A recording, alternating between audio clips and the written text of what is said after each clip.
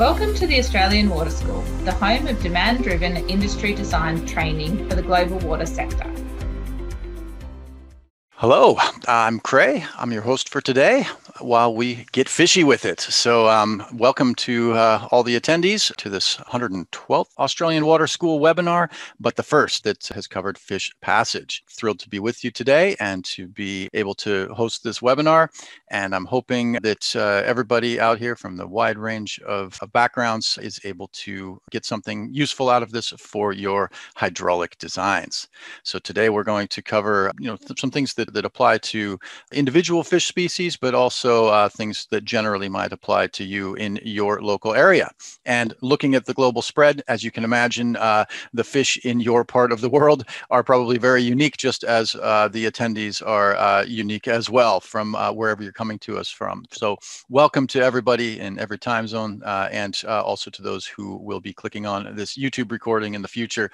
Thank you for your attendance and for your interest in this topic. We look forward to bringing you some hopefully very, very relevant content to you from some expert presenters today. So with no further ado, let's bring on Casey, Paul, and Eric, our expert presenters. We have a few panelists in the background as well, able to answer your questions. So with no further ado, let's bring everybody on and just tell us where you are coming to us from today. And yeah, let's just have you say good day. Let's just go in order here, starting with Paul. Paul, if you can introduce yourself, let us know where you're coming to us from. Hi, I'm Paul DeVries, coming to you from Redmond, Washington. All right, on the West Coast there. I think we've got a few of those. Eric, you're next on my list here. A little closer to where I'm at, which is in Perth, but still, it seems like a world away given the travel restrictions that have been in place. So it may as well be the other side of the world there. Where are you at? Yeah, I'm Eric Lemont from sunny Brisbane. Birds are chirping, so it's another beautiful day over here. All right. Well, good morning to you out there, Casey. Hey everyone, Casey Kramer from Olympia, Washington. All righty. Another one on the West Coast. Brian. Yeah, Brian Fox from Denver, Colorado. Great. And then we've got Chris Goodell, a longtime presenter here, a familiar face to us. Chris, how you doing? Hey, Craig. Hey, everybody. Coming to you from Portland, Oregon. Excellent.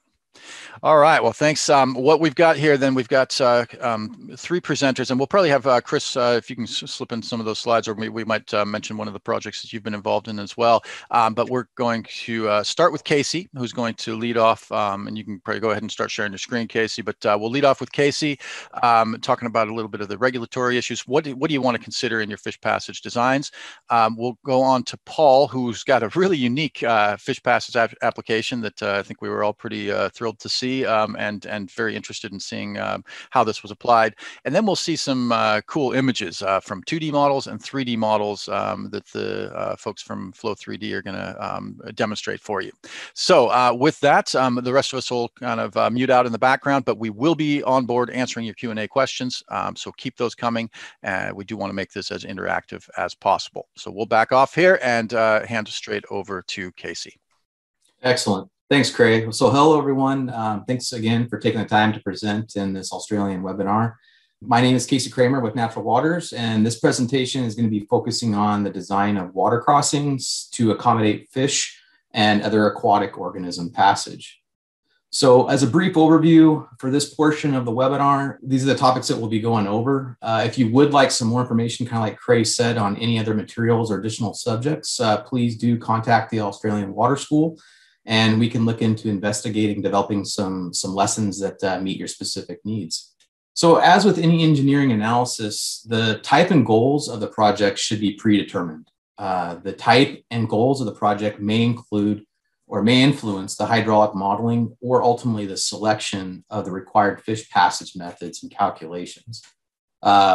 Similar to some of the other panelists in the Pacific Northwest, a lot of the work that we do is similar to some of the participants that you weighed in on the poll questions. We do a lot of work with fishway designs, aquatic organism passage or AOP design, stream and river restoration, where we're looking and taking a more geomorphic approach to the design, and also natural barrier removal design that Paul will be discussing further in later in today's webinar.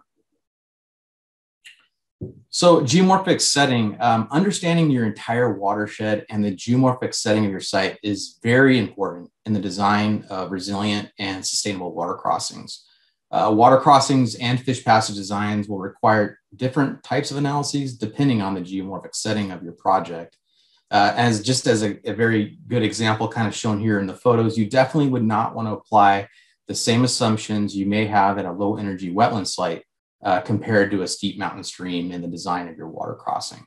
Another very important factor is to evaluate the long profile of your reach and your site. The graphic here on the left is showing some LiDAR of a stream with the flowing from the lower right up to the upper portion of the photo, along with the profile shown on the upper portion of the graphic. Evaluating at a reach scale will really allow you to assess if upstream or downstream features, such as a dam maybe, may affect channel processes at your site, kind of like lowering or raising the bed elevations at your site in the future, which can definitely play a part in the design of a water crossing. Also evaluating the profile at your site at the site location itself will also allow you to determine if the replacement of your crossing, if there is a existing crossing, could either cause aggradation downstream or potentially propagation of incision going upstream. And ultimately, this is the case if your structure has been serving as a grade control for many years. Similarly to understanding the geomorphic context and your watershed, having an understanding for the species of interest can be an important factor into the design of your water crossing. Depending on the design method you select, the species of interest may dictate the hydraulic characteristics that you need to achieve to ultimately demonstrate fish passage with your selected hydraulic model. So as many participants, based on the poll, probably may have tackled some of these different designs. Ultimately, there's a variety of water crossing design options depending on your site and your species of interest. And you really need to have careful consideration in the selection of which method you use so that it is tailored and it fits your site. No slope culverts, as an example, are culverts that are typically used for smaller, simple installations, typically on low gradient streams. Hydraulic design, which will be talked about some of the other later on in the webinar. This is utilizing hydrologic and hydraulic analyses to determine suitable conditions for fish, in typically assessing velocities, depths, turbulent intensities, among other key metrics documented to provide successful fish passage. Also based on the poll, it sounds like folks probably have a good idea what stream simulation is. There is several methods available for a stream simulation approach, each with a goal to really mimic the natural channel processes through your crossing. For those that don't know anything about or never heard of stream simulation, the overall assumption of stream simulation is that if a channel bed placed within a structure has a similar slope, dimensions, and substrate as the adjacent channel, then the velocity and the passage conditions would be similar to the adjacent channel. So in other words, if the fish can pass through an adjacent section of stream and you mimic that, they will be able to pass through your water crossing. One thing to note about this method is that it actually does not require as much hydraulic analysis typically, at least for the fish passage, meeting the fish passage criteria, as other methods such as a hydraulic design method.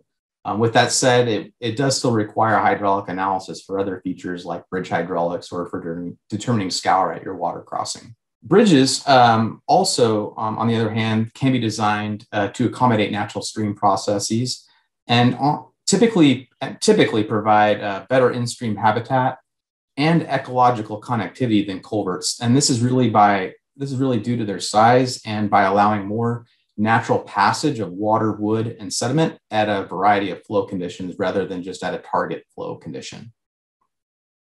And as you can imagine, with all these different options, there's a pretty large difference in cost, really ranging from the first one of a no-slope culvert, all the way to a bridge that may be designed to span a channel migration zone.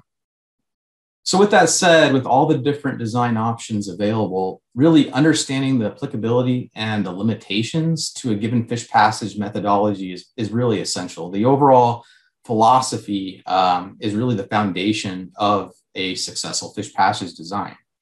For example, some questions to ask yourself, are you designing, like Craig mentioned earlier, are you designing for a target species at a target flow?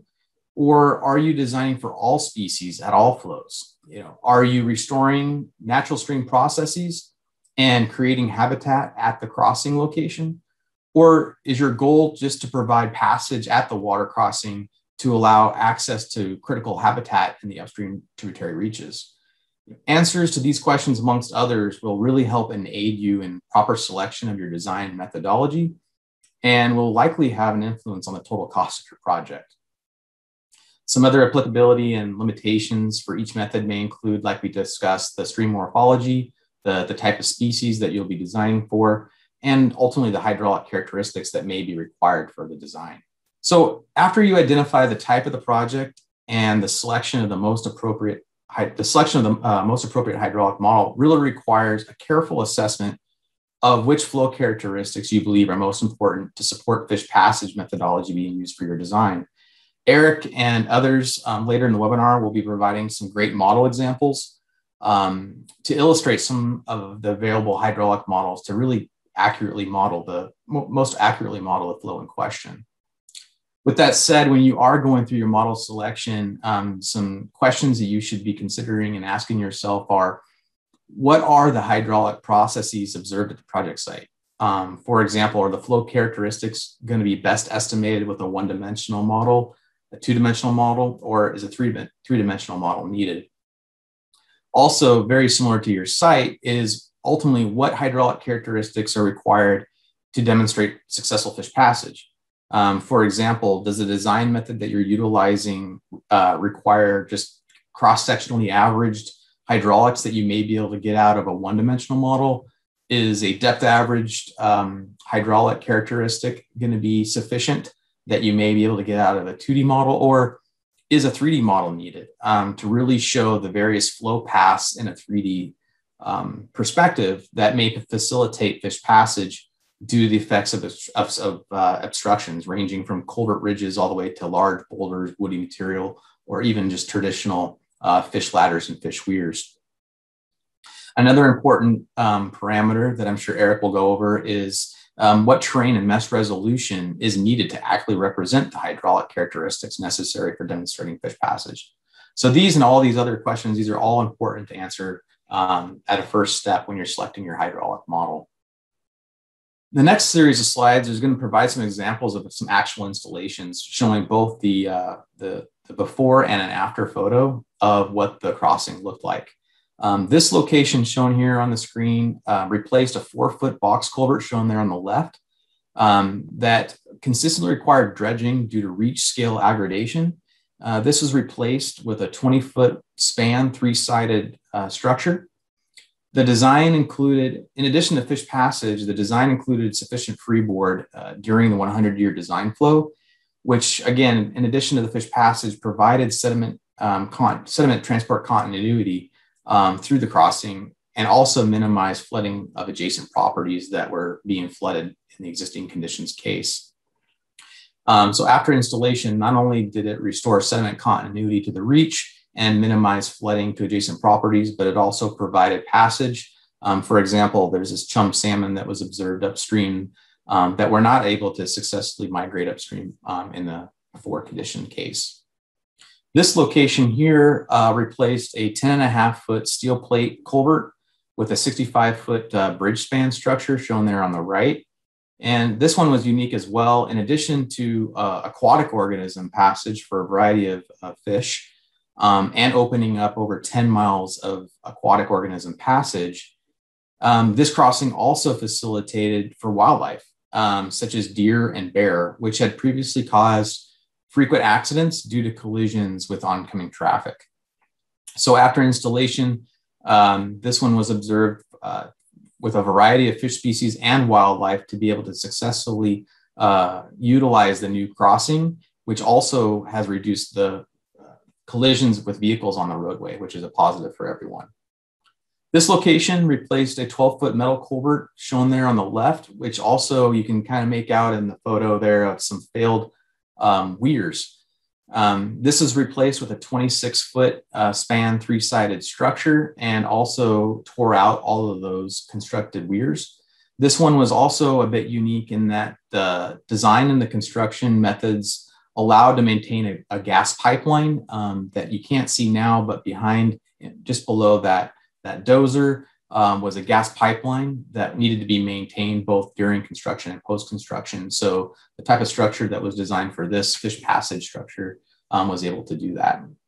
This location here is replaced an 8-foot box culvert on the left-hand side that also relied on a series of downstream weirs that had become barriers themselves due to incision downstream and local scour around the weirs, shown in the photo there on the lower left.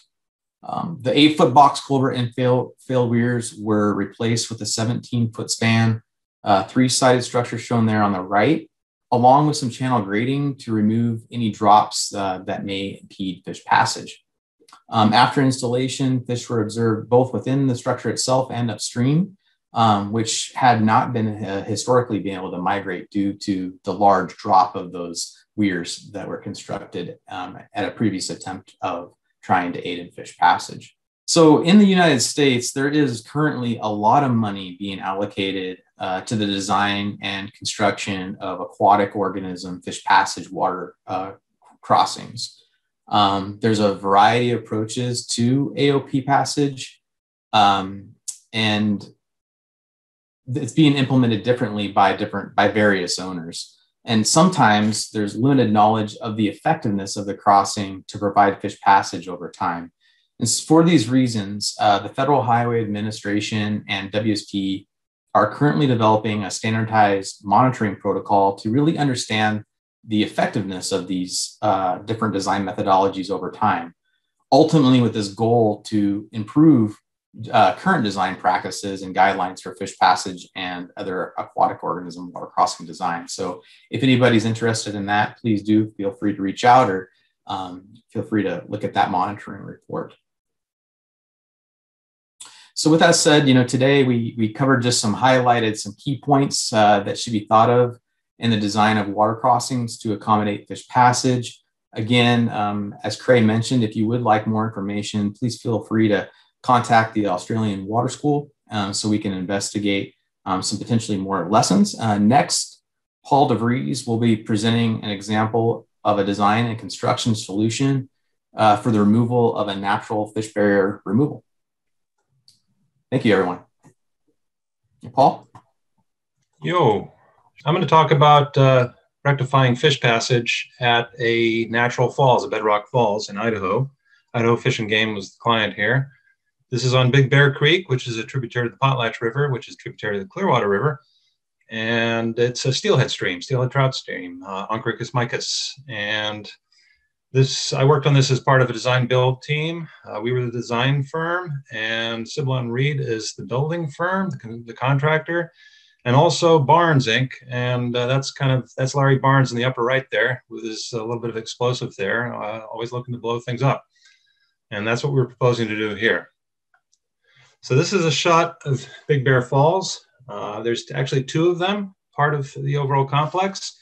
There's a lower falls on the lower left here, and an upper falls in the upper left here. And the lower falls is generally passable for the most part to steelhead. In fact, while we were here taking these pictures, a female steelhead hen basically made it up through there the first time. But the falls up here are some serious bedrock, and it's pretty fast and shallow and very difficult for fish to get up here. And there's a lot of habitat upstream, and they can't get to that habitat for the most part. Occasionally one or two to get through, but nothing that could really make use of that habitat. And the steelhead populations are depressed, and there really is no easy fix to this site, given that it's down in a canyon, and those sidewalls that you see, they're about 1-to-1, and they go up at least 500 feet, although when you're walking up them, it seems like 5,000, especially when you have a total station strapped to your back.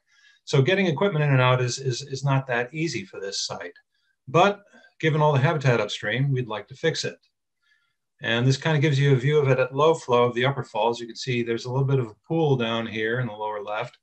And it's pretty much very squirrely for fish to try to get up here. And then you'll see this bedrock knob here, and I will talk about that shortly. Looking at the profile here, we have the upper falls here, and it's a rise of about 15 feet over a fairly short distance for fish, so ergo the fish passage difficulty. There's a boulder garden just below it and a pool. And this pool is full of fish, and it's got lots of juvenile steelhead in it, among other fish as well. And then there's a lower pool here, and here's the lower falls, and then a series of hydraulic controls. And these features will become important for the design. So the first part of the fish passage solution is to look at the upper falls and figure out how can we get fish up through here. And basically the strategy that we took was to have multiple passage routes. And this yellow basically flows going from top to bottom, and conversely fish are going from bottom to top. And you can see there's this pool in between here, but there's a pretty good drop right here just above that pool. And so we propose to have two different passage routes for the fish. And the nice thing about this is that you can have different passage routes occurring at different flow levels. And if you do it right, you can actually have those different flow windows, i.e. the flow range that fish can move in, overlap. And so at a certain lower flow range, fish will move up one side, and at a higher flow range, fish will move up the other side. There's also a benefit to this in the design by splitting the flows like this. Right now, presently, all the water is coming down the main channel here. But if we can split the flows into two different passage routes, then we can actually reduce the energy dissipation factor in each pool. And energy dissipation factor is an important criterion because it has to do with the turbulence in the pool. And you need a pool basically that's big enough so the fish have a place to rest before they attempt the next leap. There's nothing about swimming up a channel like in a stream simulation design. You could just have the fish just swim up the channel. Here, we're basically restricted to the fish having to leap. And so now our design problem becomes, okay, how can we make it easier for them to leap and make it up past this set of falls? Also, that big knob that I pointed out is right here between A and B. And that basically creates a little bit of a notch right in here. And this gets plugged up with debris, with woody debris and stuff. And so we have to deal with that. It's expensive to blast, and there's some uncertainty of blasting. And so in general, our strategy was also to try to use the bedrock topography to our advantage to the extent we could and blast routes through the lower parts of the bedrock and just sort of expand existing pools and create new ones in line with those.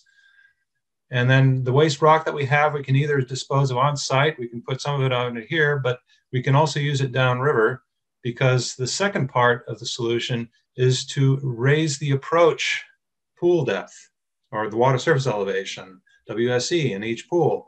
And basically what you're doing then is by raising that water surface elevation, they have less height to jump. And at the upper falls, you can see a circle over in the upper right here. There was a rock slide that occurred, kind of a cliff failure, if you will, several years ago. And there's a couple of big boulders. We can just move those over into the channel and create some roughness and back the water up. And then we can use some of that material. We can haul it down here via cable if we need to, and then create basically a series of over-steepened riffles, essentially like a stream simulation, but with a roughened channel. And so you're applying the principles of hydraulic design that Casey talked about there. And we can use local materials for that as well. And basically what we're trying to do at each location, there's a boulder garden here in between, and fish are making it up that no problem. Even though it's a fairly steep 6% slope, we can do the same thing down here as well using local materials. So here's the plan. This is the upper falls. Here's that bedrock knob that we want to scalp down. We've got basically one common entrance pool for the fish when they're moving upstream. So flow is left to right. Fish movement is right to left. And they can jump to this pool here. And then depending on the flow, they can take this route to route B, or they can take route A. And these are the profiles that we have. And the way that it works out is that with route A, we can actually create some smallish pools with relatively short jumps on the order of 1.5 feet or so to 2 feet, and then have a roughened channel carved out into the bedrock that fish can then move up. And on the right side here, we have a couple of small jumps at first, but then we, just because of the bedrock topography, you can see the existing topography here in the dashed lightweight line, we have some bigger jumps there. But that said, we're trying to take advantage of the existing pool that's here. And there's sort of an existing little bit of a pool here, but we're gonna have to do some bedrock blasting here too. And you'll notice the shape of these are important too. And I'll talk about that shortly, why we have this shape of the weirs. And you can also see here on the right, just sort of hidden by these sections, that we're moving materials over to the main channel here. At the lower falls, it's a matter of basically filling this riffle here. There's already a riffle in hydraulic control here and another riffle in hydraulic control here. And it's kind of a sort of a two-stage part of raising the water level. At the lower control, we raise the water level a little bit by putting some fill and some boulders in there. And most of our fill goes up here in this area here, and we can borrow from this cobble boulder bar here. We can also borrow from local boulders locally here as well, as including splitting some boulders if we need to and moving them. And then by raising the water level downstream of this, then we're putting less erosive force on the overall fill placement. And then we're raising the water level, and we don't have to raise it very much at all, just a foot or so. And so in that sense, it's fairly low risk in that respect. And we just size the rocks accordingly to make sure that we're dissipating the energy and that this doesn't unravel. As far as the upper falls goes, then you get the fish passage design considerations. And this is sort of the hydraulic design type analysis that Casey was referring to. You have to look at leaping heights, and it's a basic, simple ballistic trajectory exercise. You can do this in a spreadsheet, and you compare the leaping height ability of different fish species, in our case, steelhead, and compare that to your barrier profile, as you can see in the chart on the right. But you also have to look at pool depth. You have to have enough of a deep enough pool so fish can basically get that launching speed and swimming up through that pool to negotiate that leap. And then also part of the design too is, and I've done this on a lot of steeper channels too, is if you can create a little bit of a backwater at each drop, that then reduces the overall leaping height that the fish have to make and negotiate. And so in that sense, part of the design exercise is trying to figure out what works for a notch. There's other considerations as well that we'll talk about. There's the energy dissipation factor for the size of the pool. Again, fish need a resting place, and if you can provide a resting place after each leap, they'll be in better condition by the time they get to the spawning grounds. And then I've talked about passage flow windows. Basically, you need to be able to define that overall flow range, though, and you have to design it so that that flow range occurs at the time that the fish are moving. So, and steelhead generally are moving in the winter and spring, and flows are generally a little higher because of rainfall and snowmelt runoff. And so you have to design accordingly to your given hydrology and the periodicity or timing of when the fish are moving. And then, like I said, we have the redundant design routes. So we have two different routes with overlapping windows, so we can actually expand that fish passage flow range. There's also debris accommodation, woody debris, but also cobbles. So when you're designing these pools, you have to account for the fact that you don't want these pools to then fill up with cobble and gravel. And this Big Bear Creek moves a lot of cobble and gravel. And so you have to factor that into your plunge analysis and erosive capabilities. We use hydraulic modeling, and we did use 2D on this, but mainly just to figure out the flow split at different river flow levels. How much went to the left channel, how much went to the right channel at the different flow levels. Once we know that, then we can actually go back to 0D, as I call it, or first principles, and just using common weir equations to design the weirs at each jumping spot, at each weir. And you'll see in the bottom right, there's kind of like a broad V-shaped weir. That's kind of to help give the fish sort of a place to enter into, while at the same time it kind of contracts the flow, but at the same time, you don't want to make it such a tight V that you get debris blocking in there and getting jammed in there. So it's a little bit of a design exercise there. And same thing with this sort of rectangular notch to each side. You're trying to backwater the flow as much as you can upstream while giving the fish something to jump into and concentrating the flow at the same time. And then on the leaping curves on the left there, we're looking at not only their maximum burst speed for steelhead, but also mid-range burst speed. And the upper two graphs are for the steeper or the higher leaps, the 3.5-foot leaps. You can see the mid-range burst speed just doesn't cut it, and the fish really have to exert themselves to get over those. But then for the lower two graphs, we have 1.5 feet, and the fish there are capable of making that. Permitting is involved as well. I'm not going to get into the details of that, other than that there are a lot of permits that you have to do, and you have to document your design. Flow management. Actually, the nice thing about having multiple passage routes is it actually makes the construction a little bit easier, because you can block off one side, work on that side, and then open that side, let all your flow go through there, and then block off the other side and work on that side at the falls. And so it's a very convenient way of doing it versus trying to control flows in other ways. And then also downstream, it's a simple matter of isolating your work area where you're going to place your fill, and just having the water, basically you can have it come up a little bit and go just flow over the bar while you're doing your construction. And we use something like super sacks with plastic sheeting sealed on the upstream side. To get in there, I don't know if people know about these, some of you may, these spider excavators are relatively new pieces of equipment, and they can go down some pretty darn steep slopes. And you can fit a drilling rig to them, and then we can take that down there and drill holes for the blasting charges, and that makes our life a little bit easier. Now, we could not, as part of the design, go down there and get a drilling equipment to begin with to figure out what the stratification looks like under the bedrock.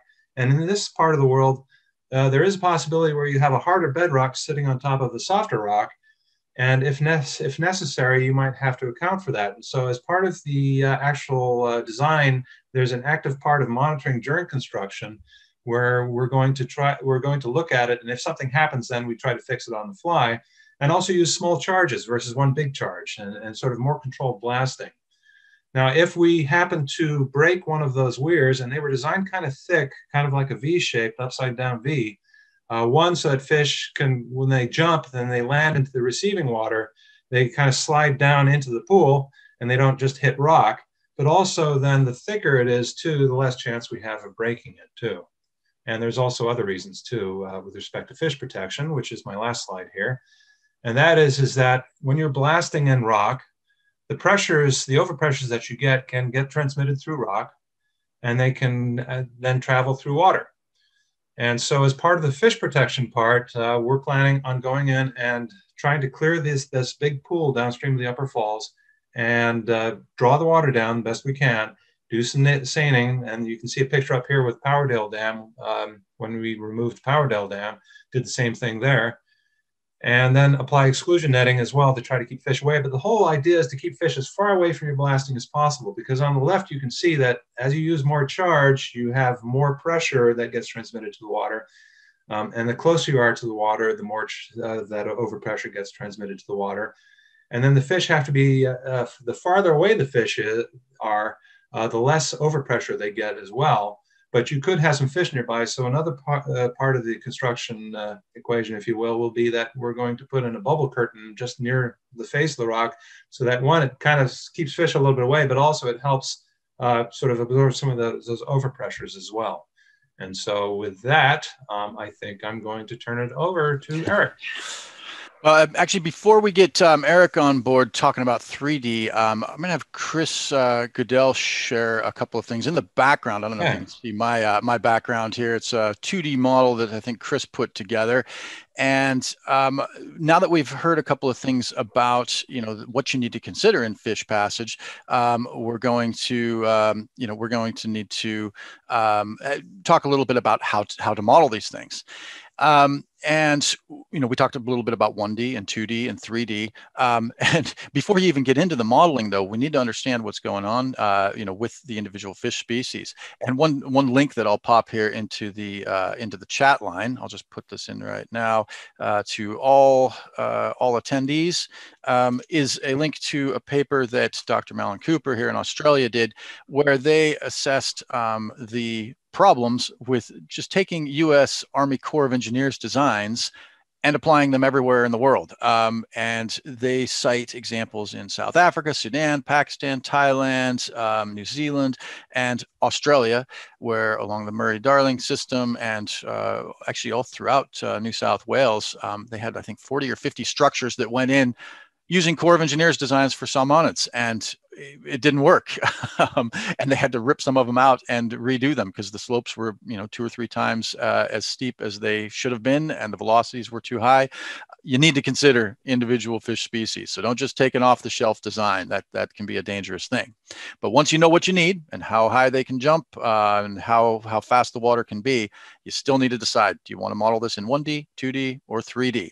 And so 1D, I think we had a little bit of an explanation of the limitations of that. Chris is going to show us an example of one that was done in 2D, which you see in the background behind me. It's a pretty awesome looking one. But there are still some limitations which take us into 3D, which then Eric is going to show us. So Chris, go ahead and share your screen. Show us a little bit of detail about that, and we'll give you some more resources on these if you want more detail down the road. So over to you, Chris. Great. Thanks, Craig. Are you able to see my screen here? Yes. Yeah. Okay, great. Yeah, that's a good segue, Craig, into different ways to model for fish passage. I just want to quickly share an example of one I did recently with a 2-dimensional model. And as Craig was mentioning, the things we like to see for fish passage design, depths and velocities are very important. And when you get down to the fine scale level, that is very common for fish passage design. You need to have a very fine scale mesh when you're doing a 2-dimensional model. And so here's an example of what's called a nature-like fishway, where you can see what we've done is there's a dam that goes across this very large, wide river, but a portion of the dam on one end of the river, one side, was removed or will be removed and replaced with a series of drops. And these drops are created out of boulders. So it gives it more of a natural feel, a shallower gradient, something that is passable for the resident fish species there. And each of these drops are made up of series of boulders, as you can see when we zoom in on these figures on the bottom here. And they're spaced so that fish can either jump or they can swim between boulders. And so, of course, we wanted to figure out what are going to be the velocities through these boulders and what are the depths, and is this going to be a passable design? And so this is just an example of how you could use a 2-dimensional model with a fine enough mesh to figure out these velocities. And I just want to share a quick, I'm going to skip through some of this because I want to get to the video here and show you what we came up with. And you can see here, you've got the individual boulders, and with particle tracing turned on here, you can see the flow patterns, but also you can turn on the velocity map so that you'd be able to actually see magnitudes of velocities between these boulders and in the resting areas and upstream and downstream of this nature-like fishway. So while this is a good hydraulic model, a good representation of what fish will experience, it doesn't tell the whole picture. It tells you in a 2-dimensional sense what you're going to get. So in other words, you get depth averaged output, including velocities. Now, if you wanted something or needed something that gave you vertical variation in your output, like velocities, then you would need to move to a 3-dimensional model. And then you could talk to our panelists from Flow Science here, and they can help you out with that. So back to you, Craig. All right. No, thanks for that. Again, we've got a few links that I'll put in here, and I'm going to post some of these to a website. I'll just preempt this with surfacewater.biz/fish. I'll put the links to any of these references in here. And again, we've got some previous webinars that talk about the limitations of 1D, 2D, and 3D theoretically. And we've had the folks from Flow 3D on before and have been very impressed with these animations. Again, it's awesome to see these, but will fish, if the question as far as whether fish will be able to navigate through this is something that you're going to have to look at locally for your own individual target species. But boy, these things look really cool, and we're excited about being able to do this. Fill out the poll questions in the end. Keep these Q&A questions coming. Let us know. Do you want to know how to do this in a 1D model or a 2D model or a 3D model? And if so, we can structure some courses around this and get everybody up to speed on it. So with that, over to you, Eric. Okay. Well, thanks, everyone. Hopefully you see the screen okay. We're going to end this with a flurry of colorful animations, hopefully some technical details as well. I'm Eric Lemont. I work for Flow Science Australasia based in Brisbane. We have a panelist, Brian Fox, based in Denver. We both work for Flow Science. Brian's our fishway expert, so please hit him up with the Q&A. We have a really brief agenda today. Just a quick intro, quick talk about 3D CFD versus 1D and 2D, although that's been covered a little bit. Just some fishway hydraulic considerations. And then we'll just end with as many examples as we can in the time we have. So a quick intro on who's Flow Science and Flow 3D and why are we here today. Flow Science are the developers of the 3D CFD software, Flow 3D. Flow Science Australasia is a subsidiary of them. We're based in Australia, covering Australia and New Zealand.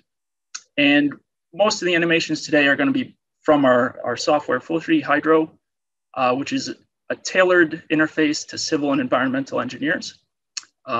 Really, our key capabilities are industry-leading 3D free surface modeling and just a very simple meshing and geometry handling. So it makes it a great tool for modeling complex hydraulics, like these examples on the right, and fishways. So just before I jump in, if you want more detail, there was actually a webinar last year that had a good explanation of this. And then we've also got a bunch of on-demand webinars and technical webinars coming up on our Flow 3D website. And actually one of the on-demand webinars is one that Brian did a few years ago where he walks you through a fishway modeling setup. So that might be a good reference. So we won't spend a lot of time on this. It's been covered a little bit already, but basically the difference from 3D models is you're not making any assumptions with either a cross-sectional average or a depth average set of equations. You're solving the full three-dimensional Navier-Stokes equations. So it's great for complex flows, great where you need that vertical component. And really the closest thing you can get to actually modeling something numerically compared to like a physical model. So this has been touched on by Casey and Paul a little bit. So basically, going into a fishway design, you want to create a structure that the fish doesn't know is there. They want to pass through it without experiencing any stress. They want to be able to get past the barrier we've created without even knowing it. So it's going to involve inputs from your fish experts. They're going to define the fish in your waterway in these detailed hydraulic characteristics that you need to account for in your design. And of course, you're going to have your hydrology to define your range of flows that you need to design to, both a low flow and a high flow, and then as well as passing a flood event. So as a hydraulic engineer, your goal is to take those two and merge them together into one structure that meets your design criteria. So fishways, it's mainly going to be velocity, hydraulic drops, flow depths in your structure, and turbulence and energy dissipation as well. So 3D modeling is a great complement to help you achieve this hydraulic design of a fishway. The key outputs you'll get are detailed velocity fields, detailed drop heights and elevation profiles along your structure. If turbulence and energy dissipation are important, you can get those out. And also, considering your entrance and exit behavior, you want to make sure the fish knows where to go to find these structures. And you can really analyze the hydraulics of these structures down at the fish scale. Basically every cell in your model is going to have a three-dimensional output that you can investigate. And, as this example shows, looking at a fish pathway through the structure, you can see the velocity varying. You can highlight velocity regions, that are important to you. So we'll just go through a bunch of examples here. Starting with a simple vertical slot fishway. So even though it's a simple geometry, you can see the complex hydraulics that are involved. On the bottom left, you can highlight velocity regions that are important to you. So that's showing zones that are higher than 2 meters per second. And you can see it's not a depth averaged, constant velocity. It's varying in that vertical domain. And so you can create these great, pretty animations to impress your clients, but really the value is going to be more detailed investigations at cross sections, pulling data out in like these time series plot examples. Really depending on what your design criteria are, you can really hone in on these results. And you can see a lot of these cross sections, they're not depth average, they're varying across the domain. So getting into the natural fishway examples, this was touched on previously. Chris had a good example where capturing this geometry is probably your hardest part. You'll probably need a LiDAR scan or some complex 3D CAD of sketching individual rocks to put in. But once you have that geometry established, modeling it is actually the easy part. And you can see it captures, CFD captures detailed flow around these roughness elements that are in your channel. Now moving into some simple culvert examples, these are probably what you encounter most with our road and rail projects. Pretty much any linear infrastructure, you've got culvert crossings. So this is just a simple culvert with a series of baffles showing you how that velocity is going to vary depending on where you are in the channel. A high velocity region in the main channel, sheltered regions behind the baffles, really capturing that kind of plunging flow over the baffles. So good outputs for seeing if you're meeting your design criteria. And one of the great things about CFD is once you have your model set up, testing different design iterations is actually quite easy. So this is a similar culvert, just looking at more of a notched baffle type of arrangement. So you've got, I guess, more of a skimming flow that you'll see over the top in the next slide. So as the flow develops, you can really see the three-dimensional nature of the flow. So on the bottom view there, you'll see a higher velocity flow start to skim across the top. And then these kind of lower velocity regions tucked in behind to allow the fish to rest. So this might be good for your fish. It just allows you to investigate whether you're hitting your criteria. Then again, in the top animation there, it's just highlighting different velocity regions that are important to you. Just another example. So key takeaways, fishways can involve detailed hydraulic design criteria and complex 3D hydraulics. So CFD gives you a tool to help you assess those hydraulics and see if you're meeting, providing a structure that's gonna hit your design criteria.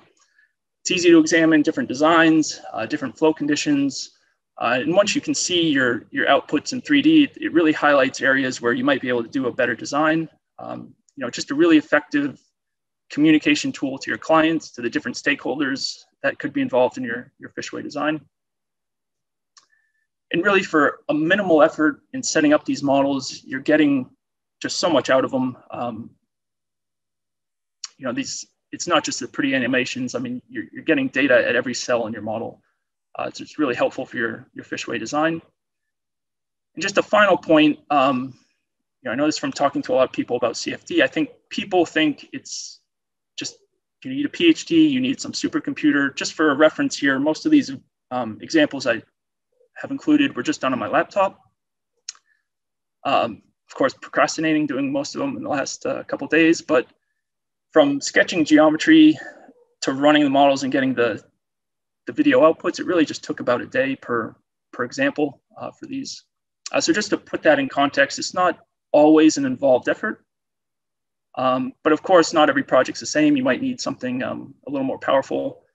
So there's cloud options. I mean, you don't need to invest in a really expensive setup to do this. And then just one final kind of out of context example that came up right before we started this. Another advantage is you can model moving parts in CFD. This is actually, I think it's meant to be a fish-friendly turbine. But we just wanted to show an example of a moving part. So it's kind of out of context, but that's it for me. Sounds good. All right. Well, thanks so much, Eric, and to all the presenters. We may go just a couple minutes over here as we address some of these questions. And yeah, I did want to highlight, I've seen some on YouTube. If you just Google the Alden turbine, you'll actually see 3D animations with animated fish inside of them getting spun around through the turbine. And you can measure the pressures there and make sure it's all okay. Let's bring on all the presenters and panelists. Come on with your video if you're able. Let's have a bit of a discussion about the questions that have been answered. The most upvoted question comes from our Australian attendees, and I see 2 or 3 questions that each have many upvotes, and that's I think referring back to Paul's presentation, saying, wait a second, that's a natural barrier anyway. You know, in some jurisdictions you wouldn't go messing around with anything that's already a natural barrier. And yeah, that'll be up to your individual jurisdiction. You know, if you've got anthropogenic barriers or things that man-made barriers that are in place that could be removed, you may want to start with those. But a lot of times those barriers that are in place can't be removed because they'll open something up to flooding, or, you know, and this is habitat that's been decimated or taken out in some way that can't be replaced where it originally was. And so you may want to open something up by taking a natural barrier and taking that out. And that'll be up to individual jurisdictions. And yes, that is absolutely recognized that in some places there are actually, you know, probably regulations that say, no, if this was a waterfall and was already in place, just leave it there. Don't go try and make a fish ladder through a natural waterfall. Yeah, it all depends what your target is. And the other, I guess, take-home message from this is, wow, these things, Casey, the things you showed, you know, taking a small pipe culvert versus a big bridge, you know, and if everybody here in the rest of the world can translate those into metric units, you know, those are some big spans, and that's very expensive. And if you got money to do it and you got funds to do it, you know, for 15 years, most of my salary was paid by fish interests because I was working as a contractor for the Corps of Engineers, you know, building things that, you know, had enough money behind them to allow fish passage. In a lot of places, you won't have enough money and you may not be able to put in the full stream simulation width, and you'll be stuck with something that is not ideal. Also, that's something that's recognized. So what I wanted to do is kind of go back through the order of things, and maybe in the background, maybe let's go back through to Brian and see if there's any upvoted questions or anything that you've answered in the background that you wanted to highlight. And we'll just give everybody a chance to highlight one of the Q&A questions or several of them that you answered in the background. Brian, over to you. Yeah, I think there was a lot of great questions that came in. A lot of questions about the fish passage criteria. So I think working with biologists and getting good interdisciplinary comment about swimming capabilities from your target species is going to be a critical factor for a lot of these applications.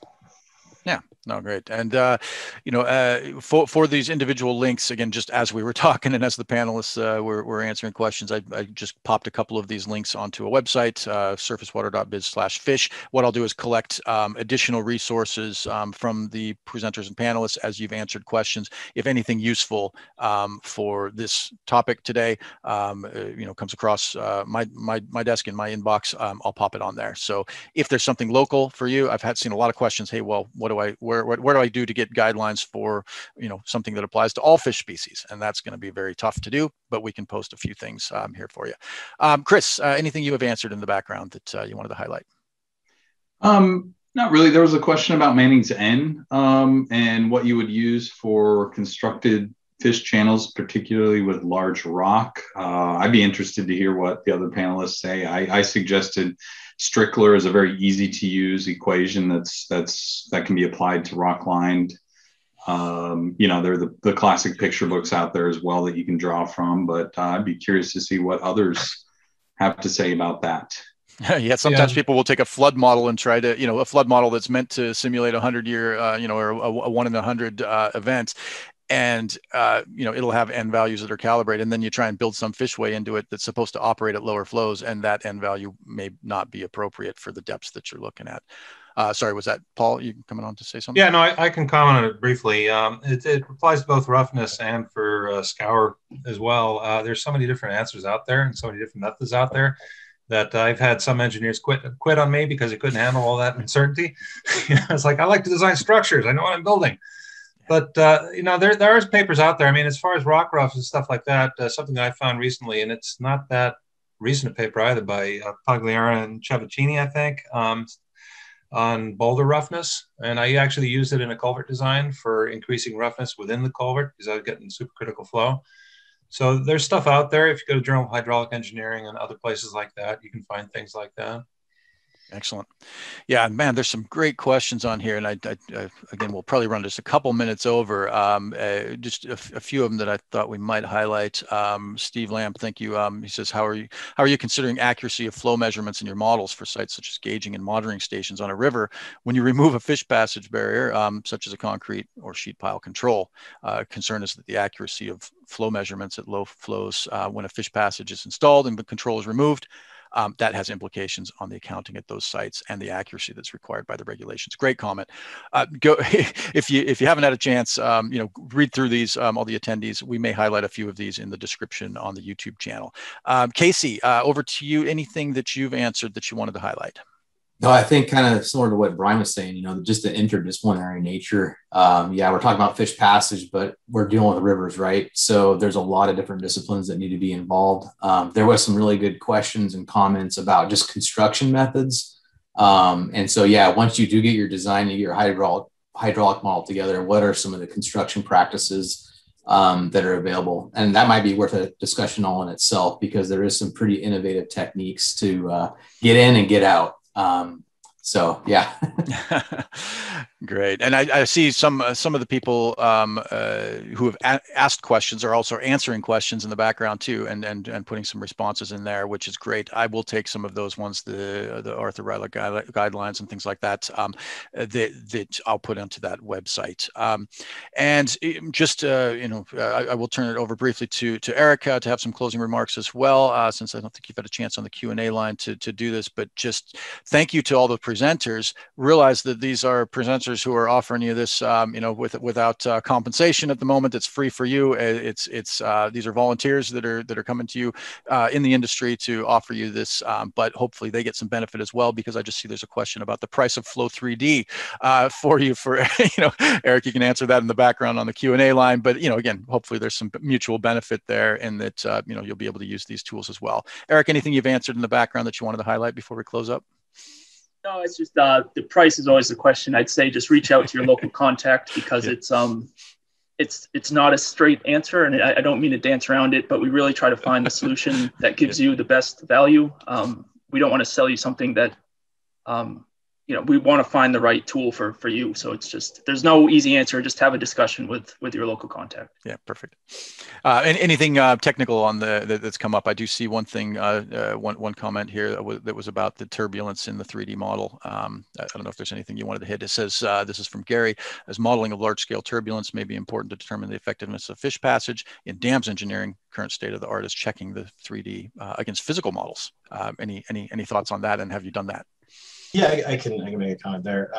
So, generally, I guess the question is kind of around validation. So, validating against some type of measured result is always going to be the kind of the gold standard or state of the art for 3D or any type of modeling. The extent of the validation that you need to do, I think, is largely going to depend on the goals and objectives of your model, and it can go a lot of different ways with how you want to validate it. So.